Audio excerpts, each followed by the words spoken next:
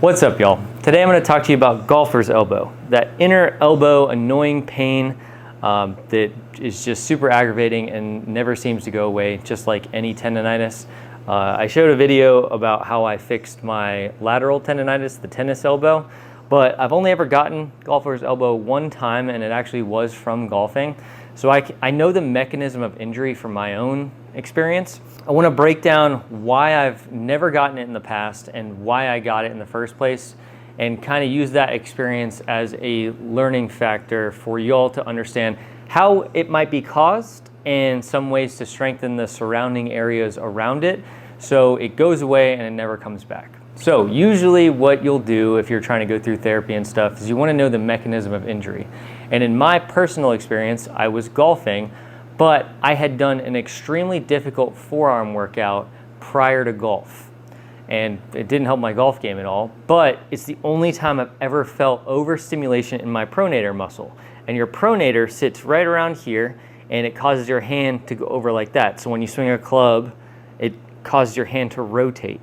And that muscle was being overstimulated because of the forearm workout I did earlier that day.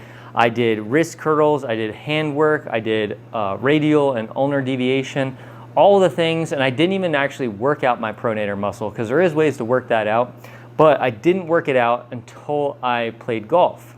And so in my eyes, that means that I was relying too much, I had too many weak areas, and so I overstimulated my pronator muscle and I really aggravated it, and that's what caused my personal golfer's elbow.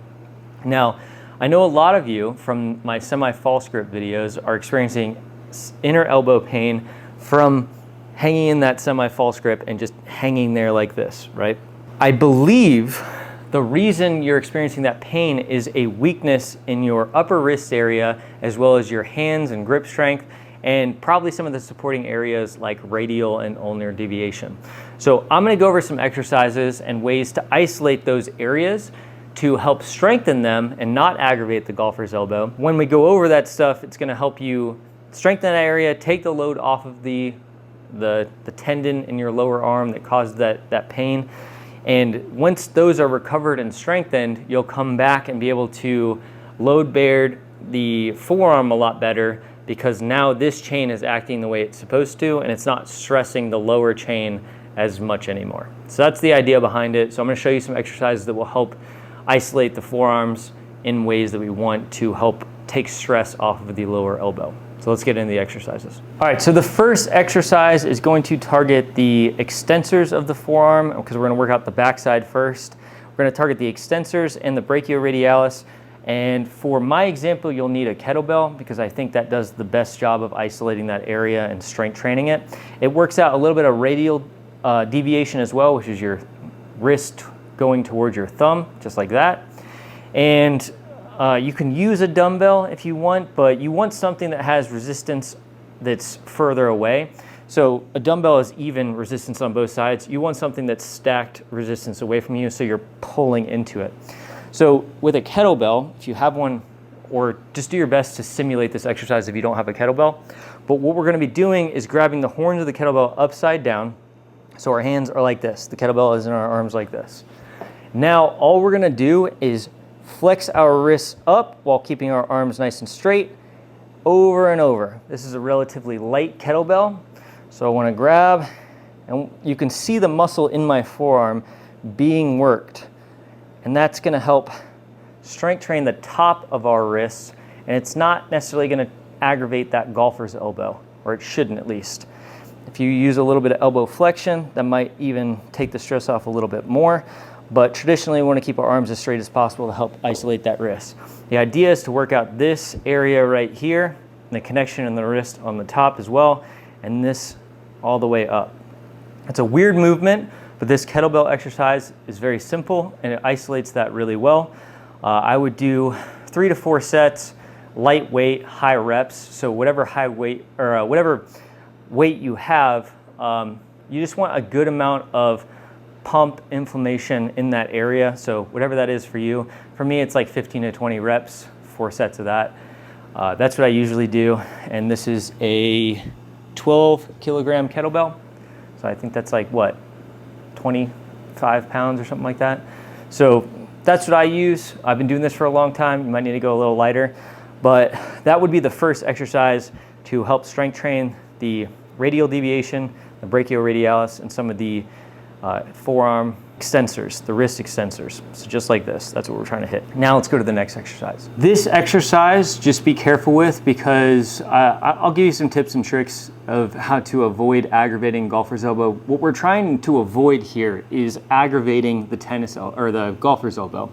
So we don't want to feel this in our golfer's elbow. It depends how severe it is. So if you're not feeling it, that's a good thing. We're not trying to work out the golfer's elbow.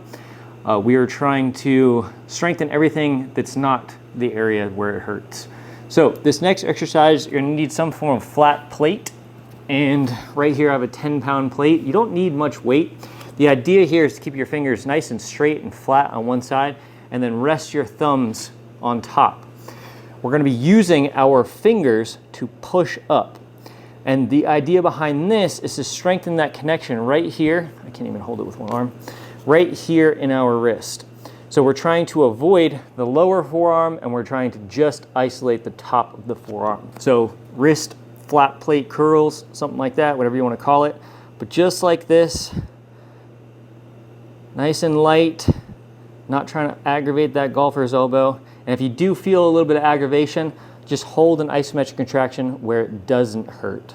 So this is still exercising that upper wrist connection, but we're just trying to avoid the pain and aggravating that tendonitis too much, because if you just aggravate it over and over, it's just going to get worse and worse. That's how it is in my experience anyway. So high reps, low weight, keep the form good. You want those fingers nice and straight. And remember, we're just trying to flex the wrist. You don't want to involve your forearms, because that's most likely going to target the golfer's elbow like we don't want. Just keep your wrists nice and straight, and you'll feel it almost immediately. I would say 10 to 15 reps of this, 3 to 4 sets would be perfect. And you'll feel it in the lumbricals of your hand as well, which are these muscles that run in between our finger tendons in the upper hand. That's also an area we're trying to target, because it'll help strengthen your hand, so it takes a little bit of the weight off of the pronator area. So that would be exercise number 2. Let me show you another one. All right, so exercise number 3 is something I've talked about in my previous videos. One of the reasons I haven't gotten golfer's elbow is because I have very strong finger tendons. And one of the simplest and most useful ways to train your finger tendons is dead hanging or doing pull-ups on a flat ledge. For this exercise, all I want you to do is dead hang, but I want you to focus on these 2 knuckles right here. Strength training these 2 knuckles. All we are doing is providing some form of resistance in this direction, so our fingers are forced to try to resist against this movement here. So you want to find a ledge that you can back up to those first 2 knuckles. So right here is where you want your finger to lie flat, and you want all of them to be like that. I mean, your pinky might be a little bit further back. Pinky is just a little shorter than the rest. That's okay though. But you want that first 2-digit connection to be where you're placing your hands. The idea here is to flex our tendons nice and flat. You don't want them to be curled up like you would be like in a crimp in rock climbing.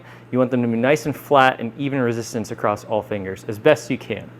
So for me, I have my 45mm Crux Forge climbing ledges that I've talked about in the past, and all I'm going to be doing is putting my fingers all the way to those top 2 knuckles, and then holding here. And if you feel your golfer's elbow, because you might feel a stretch in your inner elbow here, the idea is to flex your fingers hard enough to the point where they bear the load of the resistance, and you're not feeling that pressure in your elbow. If it's too intense, just focus on the other 2 exercises.